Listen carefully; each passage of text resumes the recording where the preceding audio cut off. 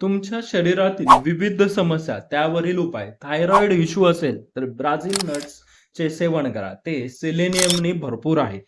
आपली poor memory म्हणजेच बौद्धिक क्षमता कमी झालेली असेल तर वॉलनट म्हणजेच अक्रोडचं सेवन करा. ते ओमेगा 3 न भरपूर आहे. पुअर डायजेशन म्हणजेच पचन व्यवस्थित होत नसेल तर फ्लॅक्स सीड्स म्हणजे जवस याचं सेवन करा.